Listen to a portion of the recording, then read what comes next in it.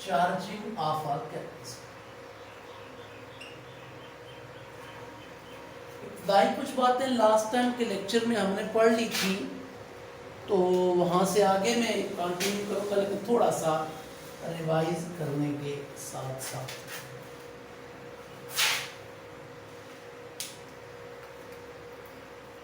थोड़ी सी डालें फिर इसको लेता हूँ। अच्छा, जो चार्जिंग ऑफ कैपेसिटर के लिए जो चार्जिंग सर्किट है, उसके लिए कैपेसिटर के साथ हम चार्जर लगा के उसको हम बैटरी से कनेक्ट कर देंगे। ये हमने कैपेसिटर को साथ रेजिस्टर लगा हुआ है, और रेजिस्टर का काम है करंट को कंट्रोल करना। साथ हमारे पास स्विच लगा हुआ, और आगे हमने क्या किया हुआ है, बैटरी से कनेक्ट किया। अच्छा बच्चों, ये सर्किट जो है ये एलसी सर्किट कहलाएगा, जिसका काम है करंट को कंट्रोल करके कैपेसिटर तक सप्लाई करना, चार्ज को सप्लाई करना।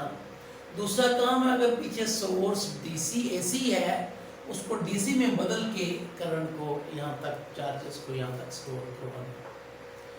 तो बेटा जब हम कनेक्ट कर देंगे तो चार्ज आना शुरू हो जाएंगे। इस प्लेट के ऊपर पॉजिटिव चार्ज और इस प्लेट के ऊपर नेगेटिव चार्ज स्टोर होना शुरू हो जाएंगे। अब एक बच्चा कंफ्यूज था उस दिन एसी के हवाले से।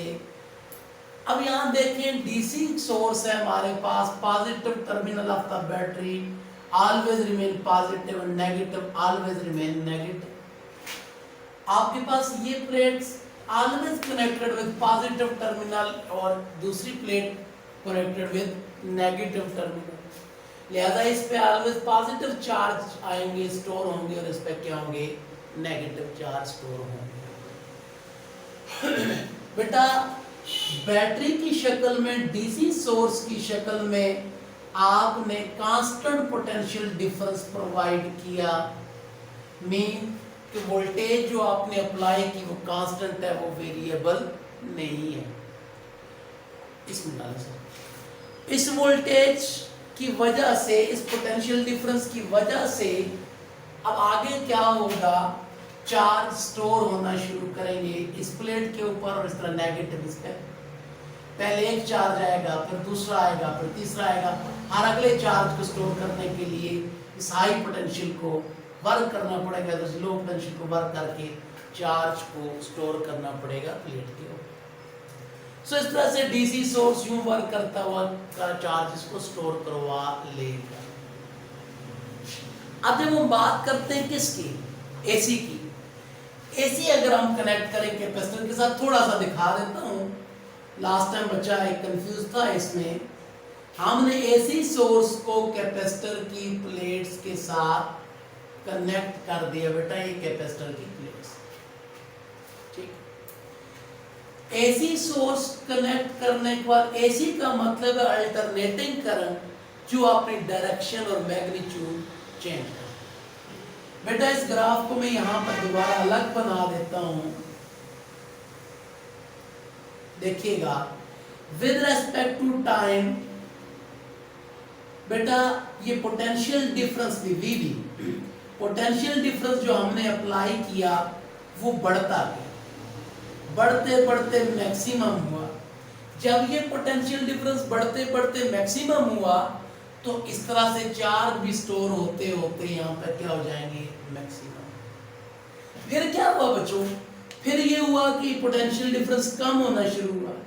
जब ये पोटेंशियल डिफरेंस कम हो जाएगा इससे, तो ये क्या करेगा, फिर इसका पोटेंशियल डिफरेंस ज्यादा हो जाएगा, तो ये करंट इधर फ्लो करना शुरू कर देगा, लिहाजा ये डिस्चार्ज हो जाएगा। चार्ज हुआ, डिस्चार्ज हुआ।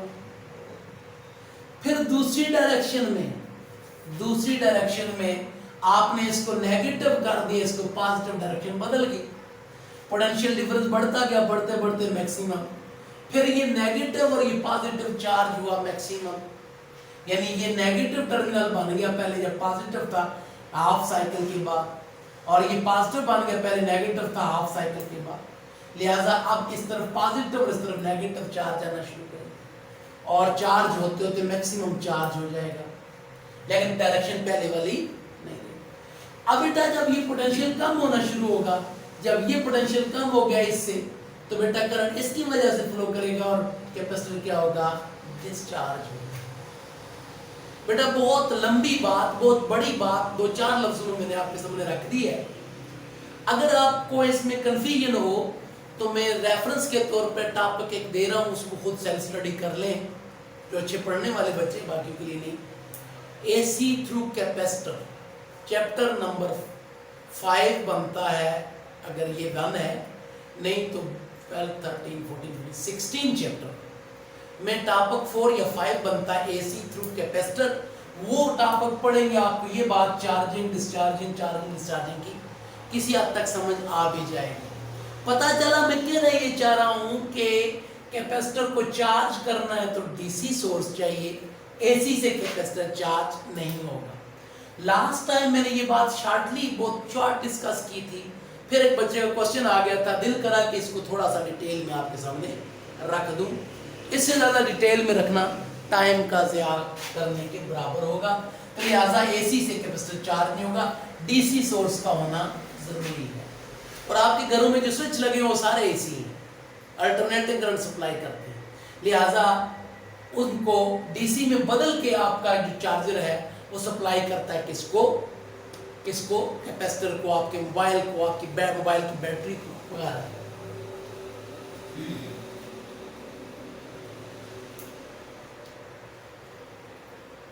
अच्छा बच्चों, अब अगली बात जो आज हमने पढ़नी भी थी,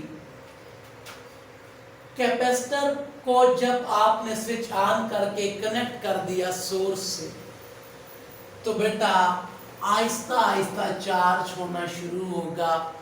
एक यानी विद इन अ सेकंड या with in a moment charge नहीं हो जाएगा, विद इन इंस्टेंट चार्ज नहीं हो जाएगा, काफी सारा टाइम लगाएगा। और आपका ये एक्सपेरिमेंट है, डेली मोबाइल चार्ज करते हैं आप लोग, स्टार्ट में बैटरी बहुत जल्दी चार्ज होती है और आखिर में चार्जिंग स्लो हो जाती है, ये आपका एक्सपेरिमेंट है। उसकी वजह कल के लेक्चर में डिस्कशन हुई, वो वर्क डन वाली बात कि स्टार्ट में कम चार्जेस थे तो न्यू चार्जेस को डिपॉजिट करने के लिए वर्क डन ज़्यादा नहीं करना पड़ा, आगे से फोर्स ऑफ रिपल्शन ज़्यादा नहीं। लेकिन जब चार्ज आ चुके होंगे, चार्ज जब आ चुके होंगे, उसके बाद बेटा क्या सूरत होगी, उसके बाद वर्क डन ज़्यादा करना पड़ेगा, रिपल्शन बढ़ जाएगी, लिहाजा चार्जिंग स्लो हो जाएगी। पता चला कि चार्ज होते हुए टाइम लगेगा, और ये जो टाइम है ये दो चीजों पर डिपेंड करता है। टाइम, चार्ज होने का टाइम, एक डिपेंड करता है रेजिस्टेंस ऑफ द सर्किट पे, आर पे। अब रेजिस्टेंस ज्यादा रेजिस्टेंस होगी तो करंट कम फ्लो होगा, चार्ज कम फ्लो होके जाएंगे, तो लिहाजा जब चार्ज कम फ्लो होके जाएंगे तो ज्यादा टाइम लगेगा। रिक्वायर्ड चार्जेस जो फॉर एग्जाम्पल 100 चार्ज अगर स्टोर करने, 100 तो नहीं होती, बिलियंस में होती है रीडिंग, ठीक है, 100 चार्ज स्टोर करने, तो लिहाजा अगर रुकावट है तो 100 आस्ता आस्ता जाएंगे तो ज़्यादा टाइम लग जाएगा 100 पूरे होते होते, ठीक है। अगर रुकावट दरमियान में रेजिस्टेंस कम है तो जल्दी चले जाएंगे वो। लिहाजा एक तो रेजिस्टेंस पर डिपेंड करता है चार्जिंग टाइम। टाइम कौन सा? Charging time. कौन सा टाइम? Charging time. और दूसरा डिपेंड करता है कैपेसिटेंस पे, दूसरा डिपेंड करता है कैपेसिटेंस पे। अब बेटा कैपेसिटेंस, जिस कैपेसिटर की ज्यादा होती है उसमें ज्यादा अमाउंट ऑफ चार्ज स्टोर होती है, तो जितना ज्यादा अमाउंट ऑफ चार्ज स्टोर करना इतना टाइम ज्यादा लगेगा डेफिनेटली। एक जगह पे 10 चार्ज स्टोर करने, एक कैपेसिटर में 20 करने, जरा 20 को उसी बैटरी से स्टोर करते हुए ज़्यादा डेफिनेटली टाइम तो ज़्यादा लगेगा। तो लिहाजा कैपेसिटर की कैपेसिटेंस पे कितनी है और रेजिस्टेंस सर्किट की कितनी है, इन दो चीज़ों पे चार्जिंग टाइम डिपेंड है। अब आप एक कैपेसिटर बना दिया तो उसकी कैपेसिटेंस तो कांस्टेंट है, और साथ चार्जर लगा दिया, उसकी रेजिस्टेंस भी कांस्टेंट है, तो इसका मतलब है आर और सी कांस्टेंट है, तो लिहाजा टाइम इन पर डिपेंड करता है। तो ये टाइम है ये प्रोडक्ट होता है, ये प्रूफ करना बेटा थोड़ी देर बाद अपने, ये जो मैंने लिखा है अभी आरसी प्रूफ करना है। तो बेटा ये टाइम जो लगता है वो डिपेंड करता है आर और सी पे। आर और सी ज्यादा होंगे तो ज्यादा टाइम लगेगा, आर और सी कम होंगे तो कम टाइम लगेगा। अब कोई कैपेसिटर ले लिया, कोई चार्जर ले लिया, तो रेजिस्टेंस भी कांस्टेंट है, कैपेसिटेंस भी कांस्टेंट है, तो लिहाजा कहने का मतलब इनका प्रोडक्ट भी कांस्टेंट रहेगा, लिहाजा टाइम कांस्टेंट रहता है। टाइम कांस्टेंट यानी कि प्रोडक्ट कांस्टेंट आता है। लिहाजा टाइम कांस्टेंट कितने टाइम को कहते हैं, कितने टाइम को टाइम कांस्टेंट कहते हो, टाइम कांस्टेंट की वैल्यू किस कैपेसिटर के लिए ज्यादा होगी, किसके लिए कम होगी। बेटा एक बात दोबारा देखें कि टाइम डिपेंड करता है रेजिस्टेंस पे और कैपेसिटेंस पे। जिस कैपेसिटर की रेजिस्टेंस सर्किट की और कैपेसिटेंस ज्यादा होगी उसमें टाइम ज्यादा लगेगा चार्ज होते हुए, और रेजिस्टेंस और कैपेसिटेंस का प्रोडक्ट कांस्टेंट रहता है, that is known as time constant. अब हम टाइम कांस्टेंट कितने टाइम को कहेंगे, टाइम कांस्टेंट की वैल्यू उस कैपेसिटर के लिए ज्यादा होगी जिसकी कैपेसिटेंस ज्यादा होगी, उस कैपेसिटर के लिए ज्यादा होगी जिसके चार्जर की रेजिस्टेंस ज्यादा हो, और उस कैपेसिटर की जिसकी कैपेसिटेंस ज्यादा हो। अब टाइम कांस्टेंट कितने टाइम को बोलते हैं ये हमने देखना है। यहां तक एक मिनट के लिए देखें, इसके बाद फिर हम आगे बढ़ते हैं। अब हमने समझना है टाइम कांस्टेंट को, ये कैसे आया ये तो प्रूफ करना है हमने। एक बात इन पे डिपेंड कैसे करता है ये तो हमने समझ लिया कि डिपेंड तो इन पे करता है। अब डिपेंड करने का ये मतलब कैसे बना कि product of RC time constant होगा, ये थोड़ी देर बाद हमने प्रूफ करना। ये बड़ा इंपॉर्टेंट शॉर्ट क्वेश्चन भी है बोर्ड का, ये प्रूफ करेंगे थोड़ी देर में, ठीक। अलबत्ता इन पे डिपेंड करता है टाइम, और इनका प्रोडक्ट कांस्टेंट है, that is known as time constant.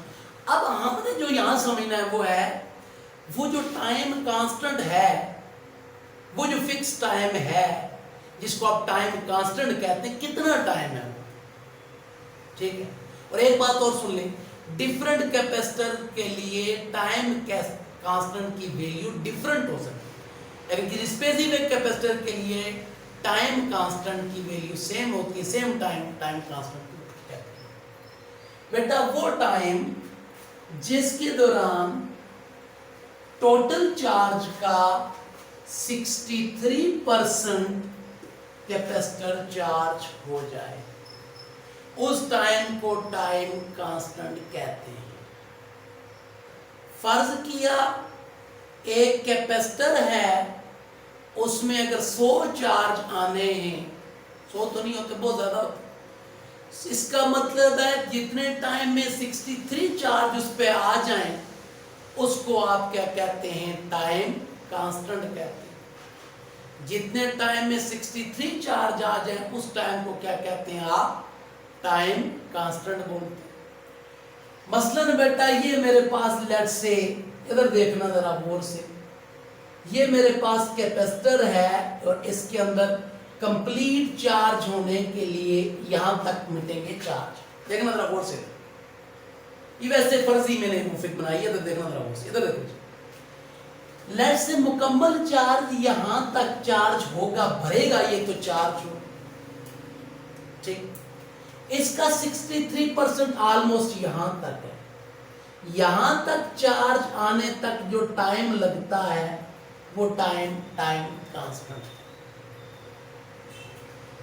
अब फर्ज किया वो टाइम लग गया जनाब कितना, 1 घंटा फर्ज कर ले, तो इसका मतलब है 1 घंटे में 63% चार्ज हुआ, इसका मतलब है इसका टाइम कांस्टेंट 1 घंटा है। अब अगली बात सुनना ना, यहां से बोल, अब यहां से आगे 1 घंटे में यहां से यहां तक चार्ज हुआ, 63% चार्ज हो गया, अगले 1 घंटे में कितना चार्ज होगा, क्या अगले घंटे से पहले पहले पूरा चार्ज हो जाएगा, नहीं। अब गौर से सुनना ये बात, यहां से ऊपर आगे 63% निकालें, अब इसको 0 समझ के यहां से आगे 63% ऑलमोस्ट ये बनेगा, थोड़ा सा से ऊपर हो जाएगा, ये बनेगा। अब इतना चार्ज होते हुए जो टाइम लगता है वो भी 1 ही घंटा। पता चला कि पहले घंटे में इतना सारा चार्ज हुआ, पहले बिल्कुल खाली था, खाली तो टोटल चार्ज जो आ रहे थे उनका 63% था, अब यहां से आगे जो जगह बच गई इसका 63% चार्ज होने में उतना ही टाइम लगेगा। अब यहां से आगे इसका 63% ये बनता है ऑलमोस्ट, उतना ही टाइम लगेगा। अब यहां से आगे इसका 63% ये बनता है ऑलमोस्ट उतना ही टाइम लगेगा। फिर ये इसका 63%, फिर उसका, अब लाइन यहां से आगे लगाऊंगा आपको नजर नहीं आएगी, लगाते जाएं, कंप्लीट ये कभी भी नहीं होगा। यानी 1 घंटे में अगर इतना चार्ज हो चुका है तो अगले घंटे में इतना सा चार्ज होगा, उसका 63%, नेक्स्ट का अगले घंटे में इतना सा चार्ज होगा, उससे अगले घंटे में इतना सा चार्ज होगा।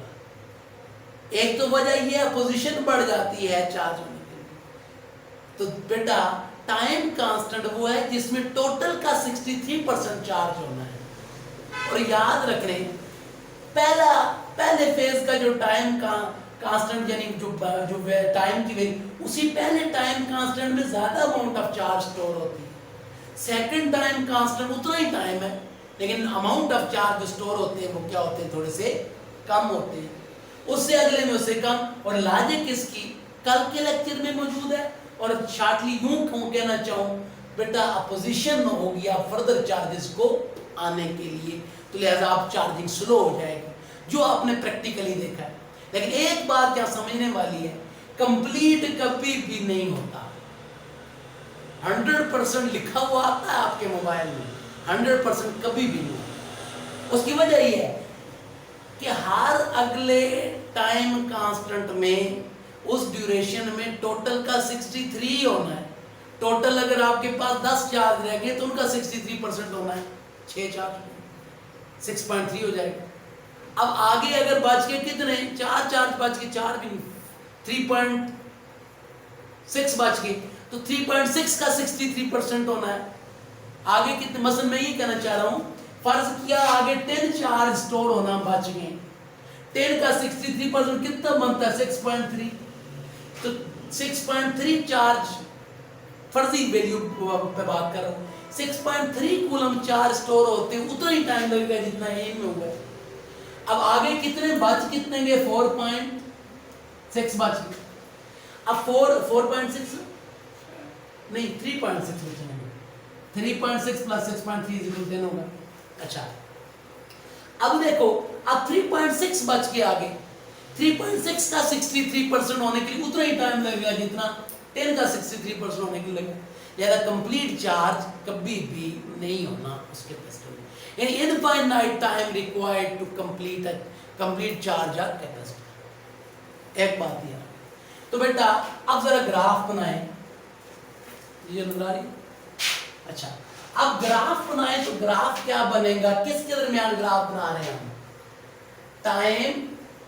टाइम कांस्टेंट नहीं, टोटल टाइम चार्ज स्टोर होने का, और बेटा इधर चार्जिंग के दरमियान चार्ज कितनी। लेट्स से ये इक्विलिब्रियम चार्ज है, लेट्स से यहां तक चार्ज हो गया तो कंप्लीट चार्ज हो गया, फुल चार्ज हो गया। कहां तक चार्ज हुआ, चार्ज 0 से बढ़ते बढ़ते बढ़ते मैक्सिमम ये हो सकते हैं, और टाइम इधर बढ़ रहा है। तो बेटा ग्राफ कुछ यूं आता है,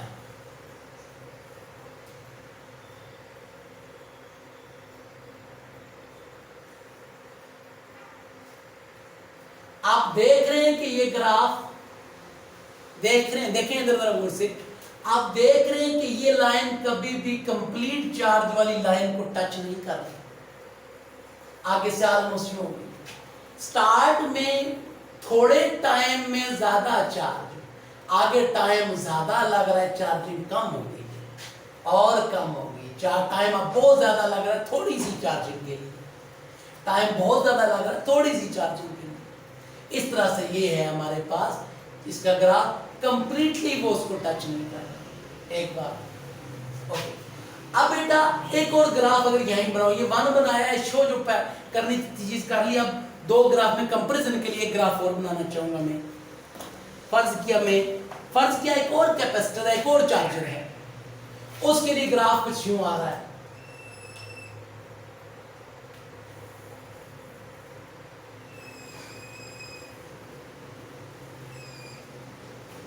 टू बताएं, टाइम कांस्टेंट 2 का ज्यादा है, टाइम कांस्टेंट 1 का ज्यादा है। ये एमसीक्यू पॉइंट भी है, ये शॉर्ट क्वेश्चन का पॉइंट भी है, एंट्री टेस्ट का पॉइंट भी है। यानी टाइम कांस्टेंट होता है product of RC. Product of RC 1 के लिए ज्यादा या 2 के लिए ज्यादा, जरा सोच के बताएंगे मुझे। एक तो ये बता दिया बिहेवियर के जनाब ये ग्राफ आता है, स्टार्ट में ज्यादा, थोड़े टाइम में ज्यादा चार्ज करूंगी, फिर टाइम चार्जिंग कम स्लो होती गई और बहुत ज्यादा टाइम थोड़े से चार्ज। एक बात तो ये समझ आ गई हमें। दूसरी बात मैंने 2 ग्राफ ड्रा की, इन दोनों में डिफरेंस क्या है? डिफरेंस टाइम कांस्टेंट का है, प्रोडक्ट ऑफ आरसी का है। किसका टाइम कांस्टेंट? मसलन एक बात टाइम का और सुनिए, मसलन एक कैपेसिटर है जिसका टाइम कांस्टेंट 1 घंटा है, एक है जिसका 1 दिन है। जिसका 1 दिन है, 1 दिन में वो इतना चार्ज होगा, और जिसका 1 घंटा है वो घंटे में इतना चार्ज हो जाएगा। ये टाइम कांस्टेंट ज्यादा भी हो सकता है किसी कैपेसिटर के लिए, कम भी हो सकता है, डिपेंड करता है उसकी कैपेसिटेंस कितनी है, उसकी चार्जर की रेजिस्टेंस कितनी है। ठीक हो गया। अब मैं यहां ये कहना चाह रहा हूं कि ग्राफ 1 और ग्राफ 2 में से टाइम कांस्टेंट किसका ज्यादा है? इसको समझने के लिए हिंट्स दे रहा हूं आपको। देखें, फर्ज क्या यहां से यहां तक के टाइम को नोट करें हम।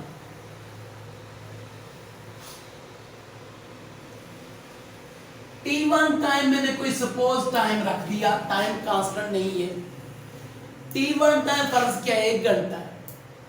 इस 1 घंटे के दौरान जनाब ये बताएं कि कौन सा कैपेसिटर ज्यादा चार्ज हुआ, 1 या 2? तो डेफिनेटली मसलन T1 1 घंटा है, तो 1 घंटा टाइम गुजरने के बाद 1 ज्यादा चार्ज हुआ, 2 ज्यादा चार्ज हुआ? तो नजर आ रहा है 1 ज्यादा चार्ज हुआ, 2 कम चार्ज हुआ। बच्चों अगली यूं सुनो, यूं समझो, मैं ये पॉइंट ले लेता हूं Q1 charge. Q1 amount of charge store होने के लिए किसका टाइम कम लगा और किसका टाइम ज्यादा लगा है? डेफिनेटली 2 का टाइम ज्यादा लगा, 1 का टाइम कम लगा है। यानी 1 जल्दी चार्ज हुआ है कम टाइम में, 2 स्लो चार्ज हुआ है। जो जितना स्लो चार्ज होगा उसका टाइम कांस्टेंट ज्यादा होगा, जो जितना फास्ट चार्ज होगा उसका टाइम कांस्टेंट कम होगा। पता ये चला कि इस ग्राफ में टाइम कांस्टेंट कम है जिसको आप ज्यादा कह रहे थे, और इस ग्राफ में टाइम कांस्टेंट ज्यादा है।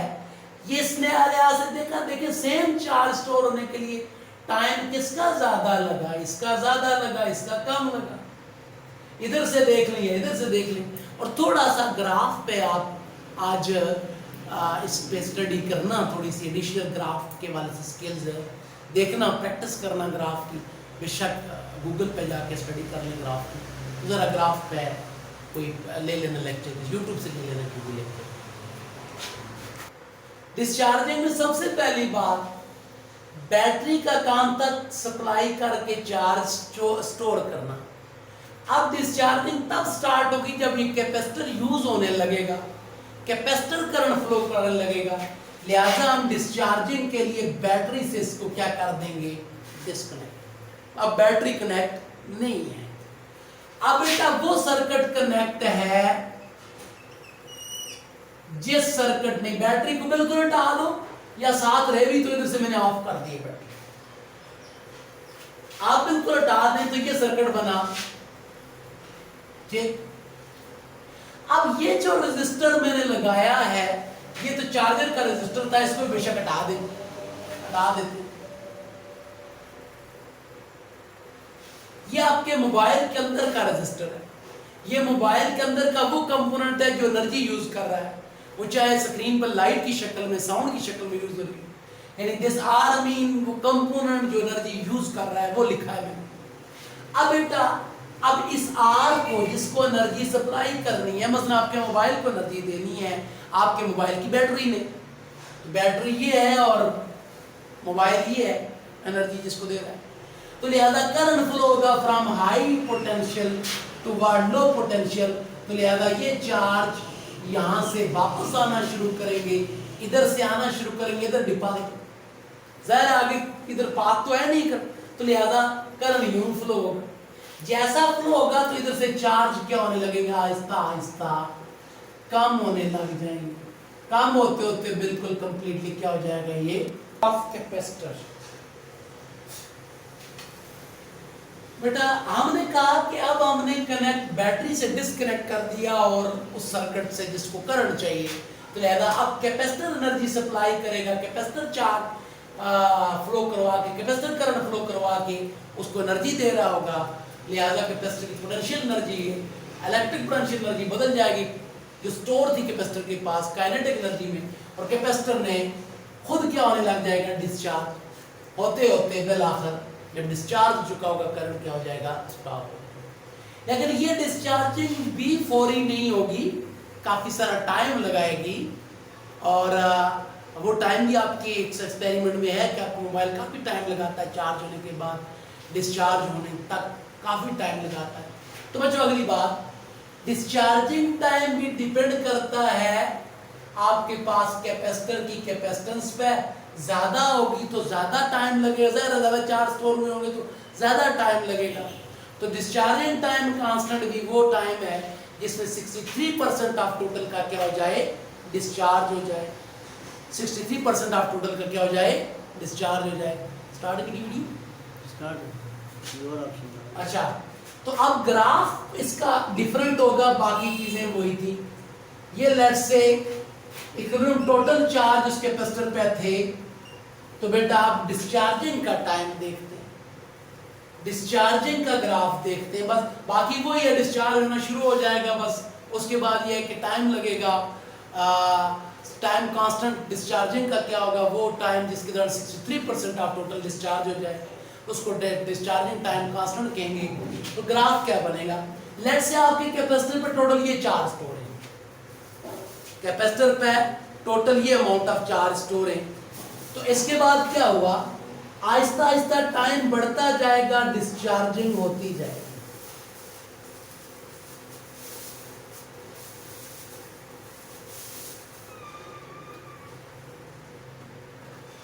आप देख रहे हैं कि स्टार्ट में ज्यादा फास्ट हुई है डिस्चार्जिंग, आहिस्ता आहिस्ता स्लो हो गई डिस्चार्जिंग, और एक्स एक्सिस को या टाइम एक्सिस को इस लाइन ने मीट नहीं किया। यानी इसका मतलब है जिस तरह चार्ज होने के लिए भी इनफाइनाइट टाइम चाहिए, डिस्चार्ज होने के लिए भी इनफाइनाइट। आपका कैपेसिटर कभी भी कंप्लीट डिस्चार्ज नहीं होता, डेड नहीं होती बैटरी। अलबत्ता पोटेंशियल डिफरेंस इतना कम हो जाता है, करंट नहीं फ्लो कराता, तो आप कहते हैं बैटरी डेड होगी मोबाइल। सुनो बेटा, स्टार्ट में मसलन टोटल का 63% डिस्चार्ज होना था, उतने ही टाइम में आप जो आगे बच गए टोटल उनका 63% होना है। तो लिहाजा इसका मतलब है कि आगे जाके डिस्चार्जिंग क्या हो जाएगी, स्लो हो जाती है। और आपने एक्सपेरिमेंटली ये देखा भी है कि डिस्चार्जिंग आगे स्लो हो जाती है आगे जाके, जैसा जैसा डिस्चार्ज हो चुका होता है। तो ये ग्राफ है। इसी तरह अगर एक ग्राफ ये ड्रा करूं मैं 1 1 2, इसमें से बताएं टाइम कांस्टेंट किसका ज्यादा है। तो बेटा ज्यादा टाइम कांस्टेंट 2 का होगा, कम time constant large time constant और स्मॉल टाइम कांस्टेंट। यानी कम टाइम में ज्यादा डिस्चार्ज हुआ है, ज्यादा टाइम में कम डिस्चार्ज हुआ है। जितना ज्यादा टाइम लगाएगा इतना ही लार्ज टाइम कांस्टेंट होगा, जितना कम टाइम लगाएगा, ग्राफ जितना ज्यादा मतलब जितना कम टाइम लगाएगा, जितना वर्टिकली डाउनवर्ड फॉल करेगा इतना टाइम कम लगाएगा, जितना थोड़ा सा आगे स्लोप कम होगी इतना टाइम ज्यादा लगाएगा। तो लिहाजा कहने का मतलब है कि लार्ज टाइम कांस्टेंट और स्मॉल, और इधर हमारे पास नीचे वाला लार्ज था और ये क्या था, स्मॉल था। ये दोनों पॉइंट एग्जाम के पॉइंट अभी से बड़े इंपॉर्टेंट हैं। तो this was all about discharging of capacitor. Save करिए, स्टॉप करिए।